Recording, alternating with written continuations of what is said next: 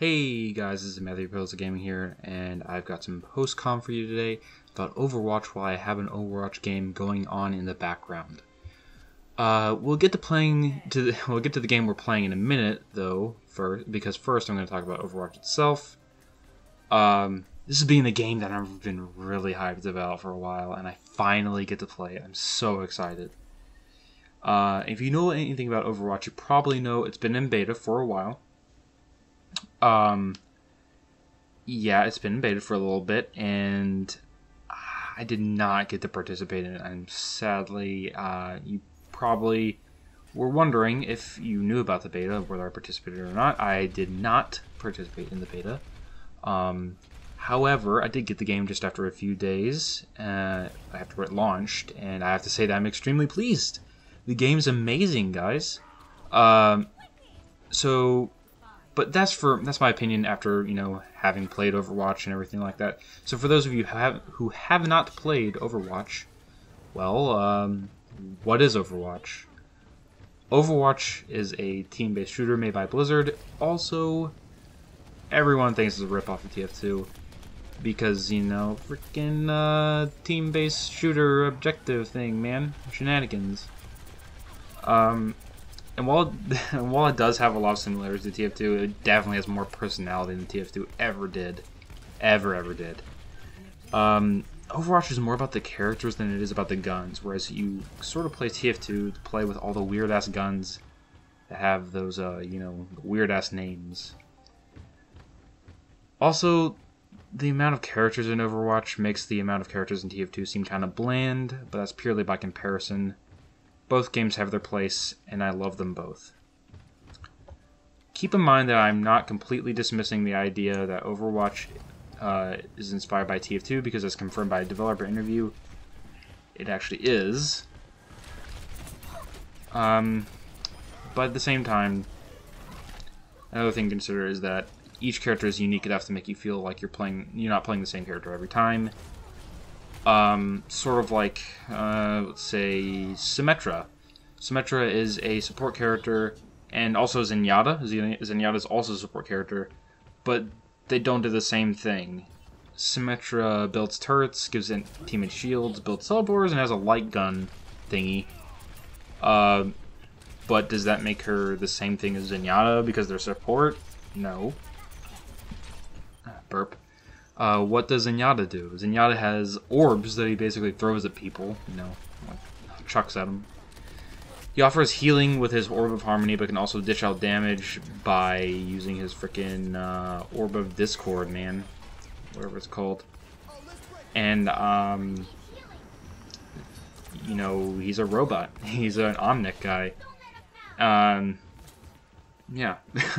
But as far as the comparison with TF2, you have the engineer and the medic in those sort of similar roles with the support and things, who have specific roles, but the engineer and the medic both can't really step out of those roles to do something unique for themselves. The medic and the engineer's problem is basically the same. I mean, you're basically stuck. If you're a medic in TF2, you're mostly gonna be pocketing stuff. That's all you're ever going to be doing the whole time in the entire game.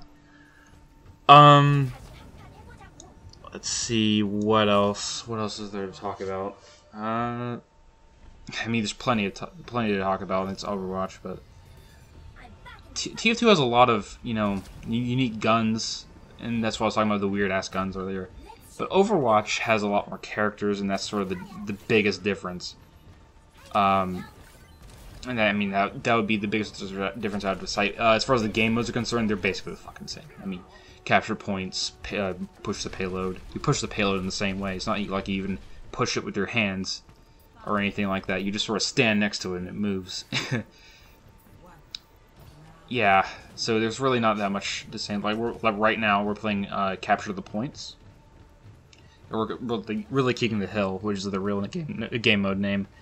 And the character I'm playing right now is D.Va, which is a tank character that has medium damage, basically at close range, and really low damage at far range. She really does not, what do you call it?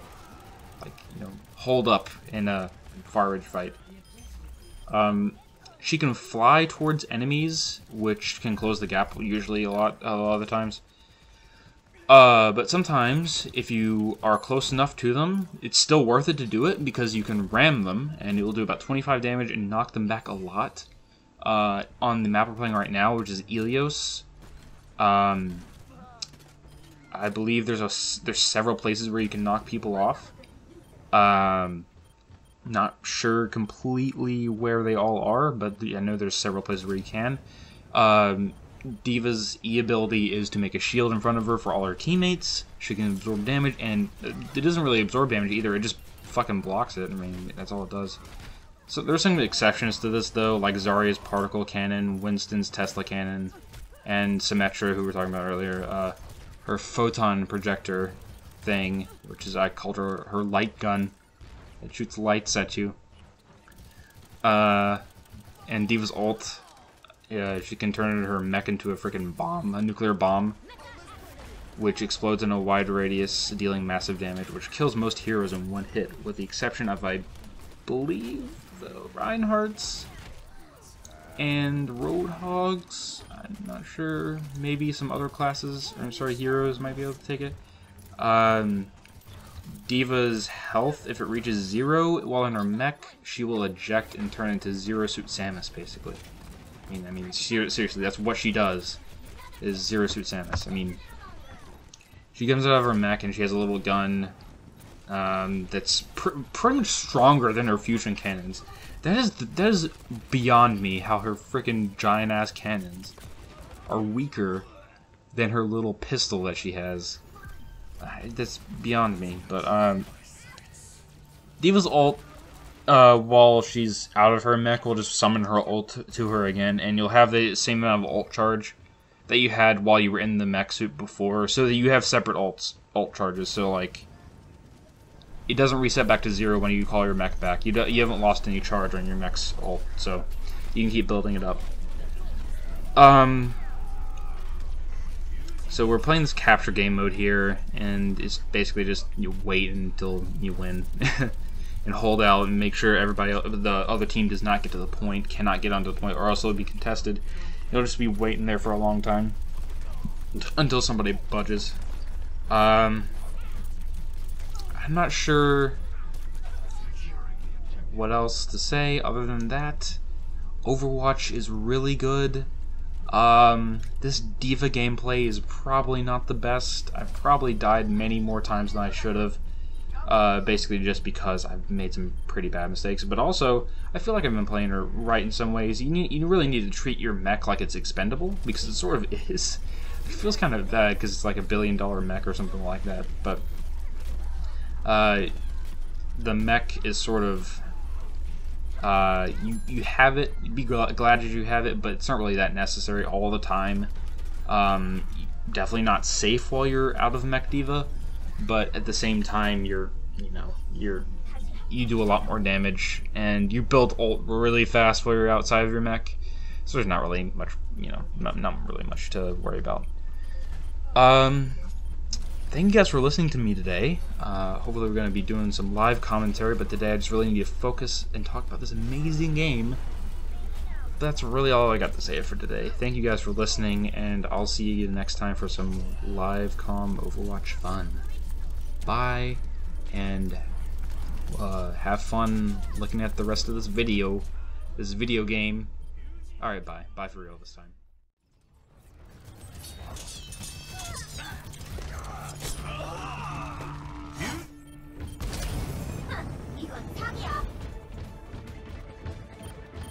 Огонь по готовности!